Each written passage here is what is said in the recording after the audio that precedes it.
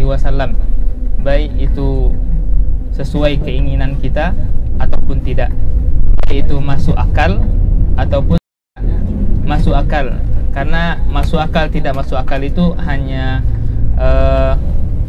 persepsi masing-masing. Padahal agama Islam ini semuanya masuk akal.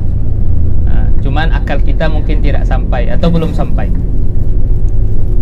Nah, perang Uhud, salah satu pelajaran yang kita ambil, yang pertama tadi, ikuti perintah Nabi Muhammad SAW. Jangan ingkar, jangan menyelisihi apa yang diperintahkan Nabi, ikuti saja, terima. Dan itulah kelebihan sahabat Nabi Muhammad SAW. Di contoh perang-perang lain, di contoh hal-hal yang lain, mereka langsung mengikuti perintah Nabi ketika turun ayat, ketika Nabi menyampaikan hadis, mereka langsung bersegera melaksanakan apa yang diperintahkan oleh Nabi Muhammad sallallahu alaihi wasallam. Sekarang kita akan menuju Masjid Qiblatain dan Masjid Khandaq atau Masjid Sabah Masajid. Ini kita hanya lewat saja Bapak Ibu ya, tidak singgah di Masjid Qiblatain, tidak turun, hanya lewat saja. Kita lihat dari dalam bis. Masjid Qiblatain, salah satu alasan penamaan Masjid Qiblatain tersebut, walaupun riwayatnya lemah, ketika turun ayat yang menyuruh Nabi Muhammad SAW untuk kiblatnya mengarah ke Ka'bah, yang mana awal mulanya mengarah ke Baitul Maqdis, Nabi berada di Masjid Qiblatain, posisi Masjid Qiblatain sekarang. Ini riwayatnya lemah, tapi masjid tersebut disebut dengan Masjid Qiblatain dikarenakan turunnya ayat pindah kiblat. Yang awalnya kiblat arah utara, sekarang menjadi arah selatannya Madinah. Maka disebutlah Masjid Qiblatain. Dan keutamaan Masjid Qiblatain itu sendiri tidak ada, keutamaan khususnya tidak ada ya. Hanya saja ada sejarahnya. Nah, nanti kita juga akan lewat Masjid Khandaq atau Sabah Masajid. Nah, disebut dengan Masjid Khandaq, ini ada kisahnya. Karena di posisi masjid tersebutlah Nabi Muhammad SAW membuat pos komando ketika terjadinya perang Khandaq atau perang Ahzab, perang yang sangat besar, perang penentu. Buka. Ya Zul, ada takdir tafuk hadi? Oh, maksud?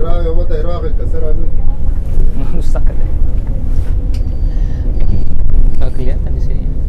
Jadi Masjid Khandaq itu adalah posisi di mana pos komando kaum muslimin. Nabi Muhammad SAW membuat pos komando di sana ketika terjadi perang Khandaq atau perang Parit, perang Ahzab. Nah, posisi masjid itu berada di kaki bukit.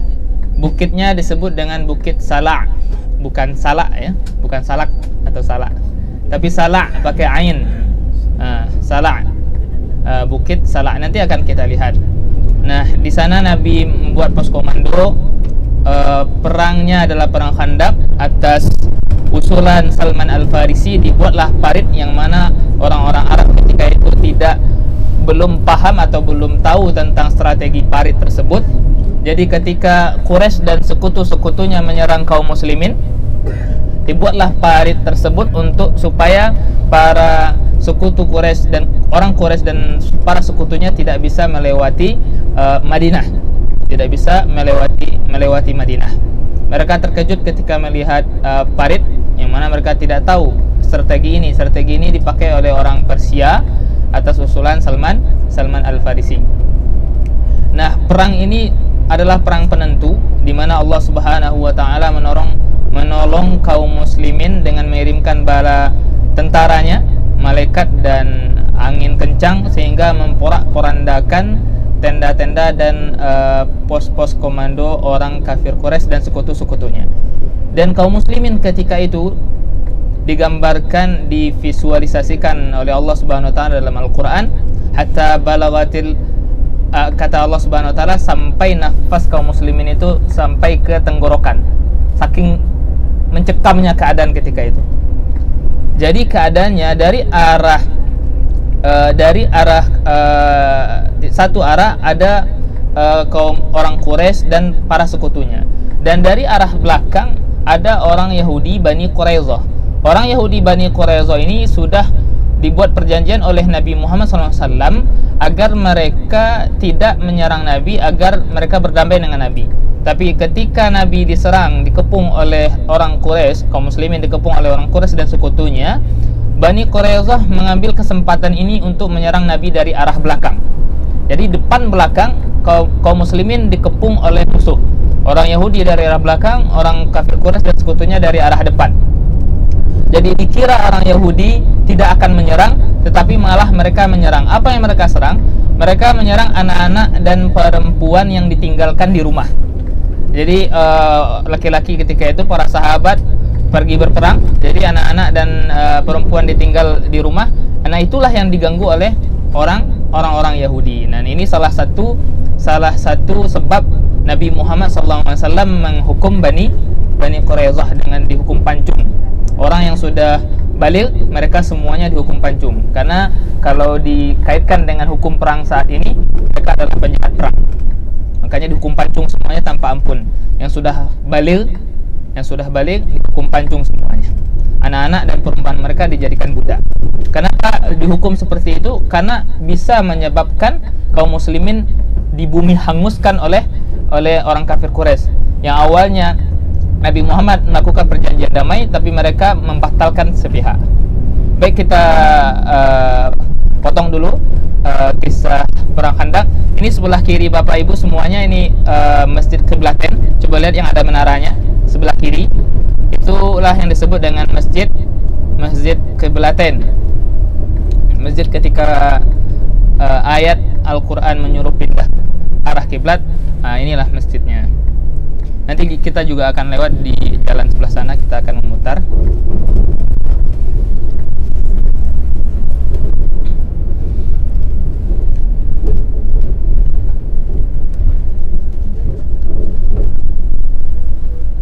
Nah, nanti kita akan memutar jalannya. Kita akan lewat di jalan yang seberang sana insyaallah.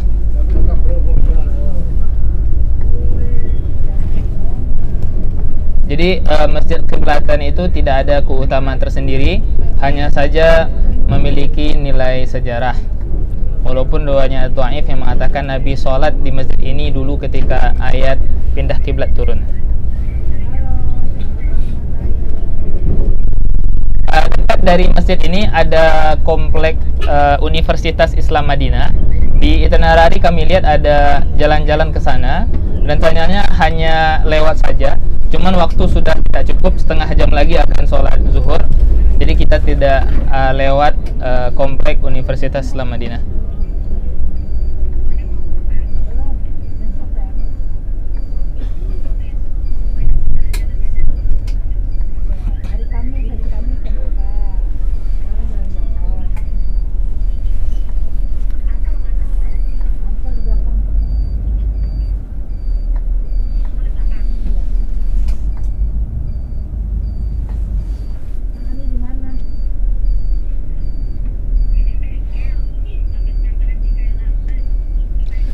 Jadi masjid-masjid di Arab Saudi khususnya, tanda masjid itu adalah masjid menara, bukan kubah. Beda kalau di Indonesia mungkin. Kalau Indonesia tanda masjid kubah.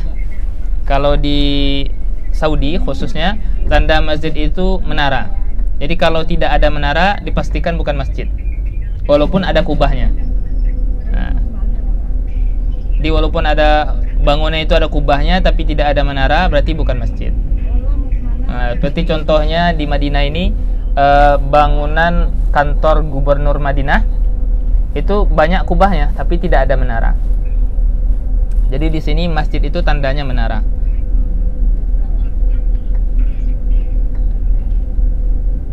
Jadi mudah nyarinya, nyari masjid mana menara kan tinggi. Kalau kubah nggak mungkin tinggi.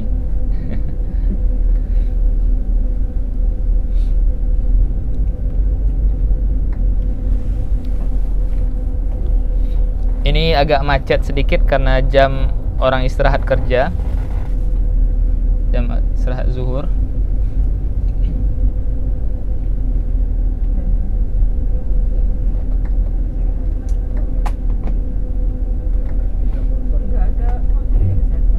nggak ada.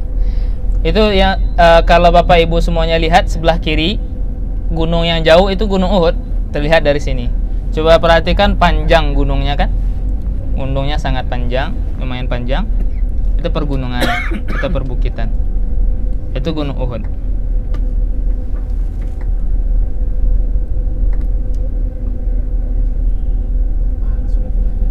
Hah? Kenapa? Oh iya benar. Tadi ada yang bertanya tentang sholat jenazah, yang mana lebih duluan, sholat jenazah dulu atau zikir dulu atau sholat qabliyah. Jadi ada kaedah yang mengatakan ibadah yang lebih afdol itu adalah ibadah ishtaghalahu al-waktu, ibadah yang memang itu waktunya. Jadi ketika selesai sholat fardu nanti, sholat zuhur, asar, maghrib dan seterusnya, ketika berzikir lalu imam mengumumkan ada sholat jenazah, maka yang lebih utama sholat jenazah terlebih dahulu. Tinggalkan zikirnya, baru disambung setelah itu zikir, setelah zikir baru disambung sholat sunnah ba'diyah.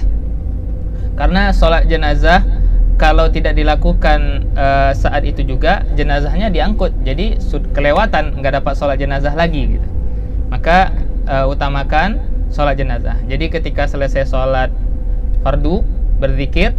Ketika ada pengumuman sholat jenazah, tinggalkan zikirnya sebentar. Setelah selesai sholat jenazah baru sambung zikirnya, boleh, baru disambung zikirnya. Setelah itu sambung sholat sunnah ba'diyah.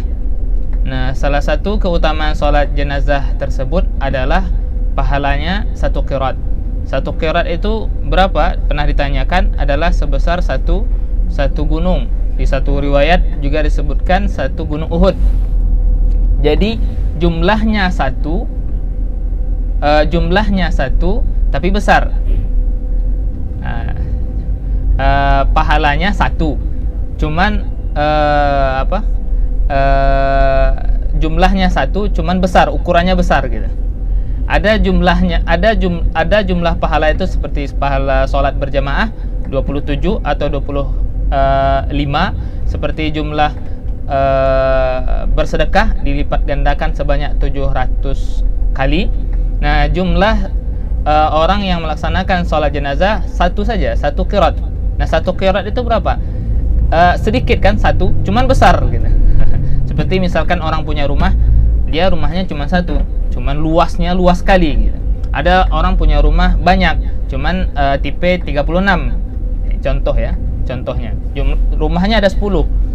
Cuman jumlahnya cuman 30, jumlahnya 10 misalkan, cuman tipenya tipe kecil. Jadi ini contoh, ada jumlah pahala satu cuman besar, ada jumlah pahala banyak cuman tidak besar.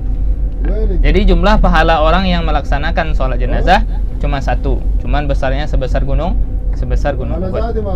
Nah, kalau ditambah lagi sampai mengantarkan jenazah tersebut ke pemakaman, maka akan dapat satu lagi, yaitu dua qirat.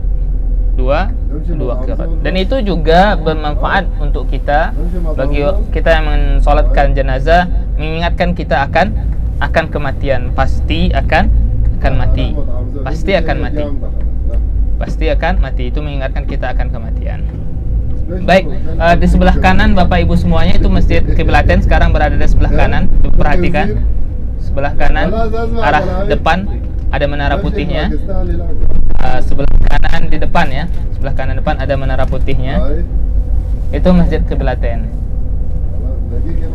Yang tidur harap bangunkan, nanti nanya-nanya, udah lewat belum Ustaz? Sebelah kanan ya, ada menara putih.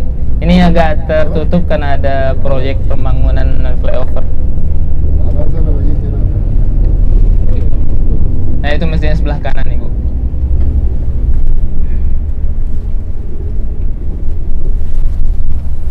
Kita tidak turun karena juga tidak ada keutamaan khusus ya Masjid Kiblaten, hanya saja ada sejarahnya.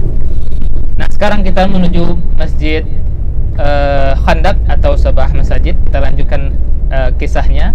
Jadi orang Bani Quraidah membatalkan perjanjian damai sepihak sehingga membuat kaum muslimin terdesak ketika itu. Tapi Allah berkata lain. Ada salah seorang orang Quraisy masuk Islam. Namanya adalah Sa'id bin Nu'aim. Sa'id bin Nu'aim kalau tidak salah namanya. Dia masuk Islam, diam-diam datang ke pos komando kaum muslimin, datang kepada Nabi Muhammad SAW. Dia mengumumkan keislamannya di depan Nabi Muhammad SAW. Lalu Nabi mengatakan, jangan sampai ada orang lain tahu bahwasanya engkau masuk Islam. Baliklah ke pasukan orang Quraisy dan sebarkan di sana berita bohong. Kenapa boleh? Karena di dalam perang boleh berbohong. Salah satu bohong yang boleh adalah ketika perang. Karena al-harbu khida'. Perang itu tipu daya. Jadi dalam perang itu boleh berbohong. Kalau nggak bohong nggak menang. Jadi disuruh oleh Nabi Muhammad SAW balik ke camp kaum Quraisy, kaum kafir dan sekutunya. Buatlah di sana berita bohong. Berita bohong apa yang dibuat? Jadi orang Bani Quraisyah ketika membatalkan janji dengan kaum muslimin, dia membuat janji dengan orang Quraisy dan sekutunya untuk menolong mereka. Jadi Sa'id bin Nu'aim ini dia balik ke pasukan Quraisy, dia mengatakan bahwasanya Bani Quraisyah tidak mau menepati janjinya. Dia tidak mau menepati janjinya. Orang Quraisy nggak tahu kalau dia sudah masuk Islam.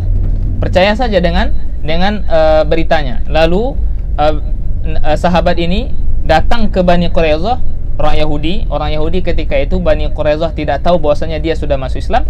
Dia buat juga berita bohong. Dia sampaikan bahwasanya orang Quraisy dan sekutunya tidak mau menolong Anda, tidak mau menolong kalian kalau seandainya nanti Muhammad menang.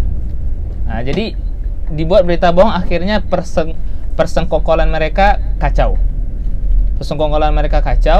Nah, singkat cerita, Nabi Muhammad SAW mengangkat tangannya setinggi-tingginya meminta kepada Allah Subhanahu wa taala untuk diturunkan bala bantuan.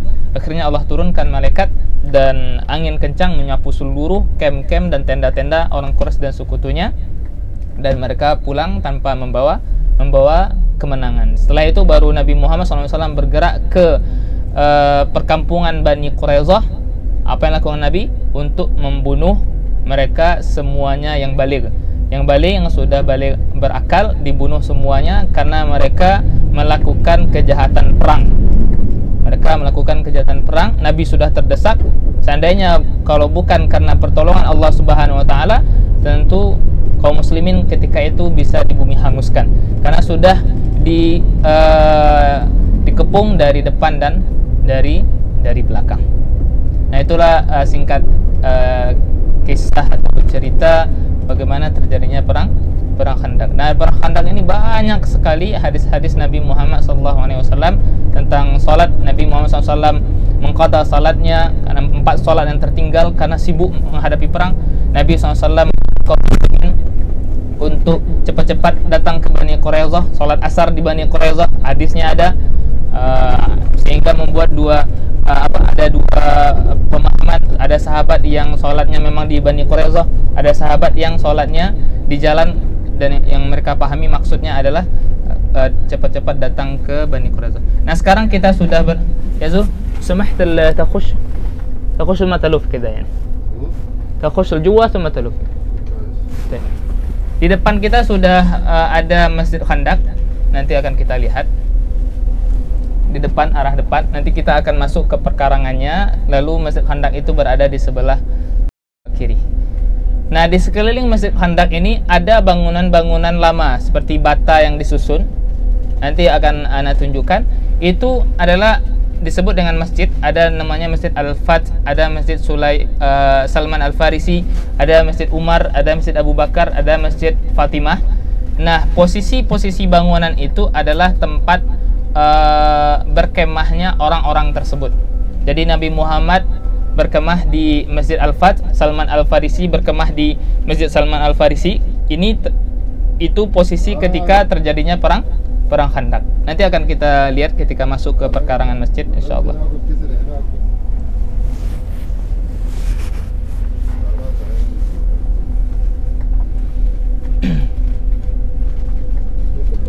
Baik, Bapak Ibu, kita hanya lewat saja ya, diharapkan bisa perhatikan dengan baik. Nah, jadi bangunan yang ada di atas sana, sebelah kiri, coba perhatikan yang di atas ada bangunan, itu namanya Masjid Al-Fath, tempat camp Nabi Muhammad SAW dulu. Nah, yang di bawah ini, yang sebelah kiri juga, Masjid Salman Al-Farisi, camp sahabat Salman Al-Farisi. Nah, ini Masjid Khandaq yang sebelah kiri, yang besar ini. Ini Masjid Khandaq, Jami' Khandaq atau Masjid Sab'ah Masajid. Ini masjid besarnya. Nah, di lokasi inilah camp kaum muslimin atau pos komando kaum muslimin ketika terjadi perang Khandaq. Nah, bukit ini yang di belakang masjid ini disebut dengan Bukit Sala', pakai ain ya. Bukit Sala'. Nah, di sebelah kiri juga akan terlihat bangunan yang sama, bangunan lama. Itu Masjid Fatimah kalau tidak salah. Lalu sebelah kanan Bapak Ibu Masjid Abu Bakar atau Masjid Umar, anak lupa. Itu parinya sudah ditutup, sudah nggak ada. Parinya sudah nggak ada, sudah ditutup semuanya. Jadi paritnya itu dari pos komando ini, garisnya itu melingkar sampai ke Bukit Uhud. Nah, paritnya itu dari pos komando ini melingkar ke sana, ke arah belakangnya sampai ke Bukit Uhud, sehingga orang Quraisy dan sekutunya tidak bisa melewati parit tersebut. Nah, kenapa dibuat parit? Nah, ini ada hubungannya dengan batas-batas tanah haram yang anak ceritakan berulang kali. Batas barat dan timur itu ada larva yang mengeras yang disebut dengan harrah gharbiyah dan harrah syarqiyah. Nah, larva yang mengeras tersebut tidak bisa dilalui oleh orang, tidak bisa dilalui juga oleh kuda atau onta.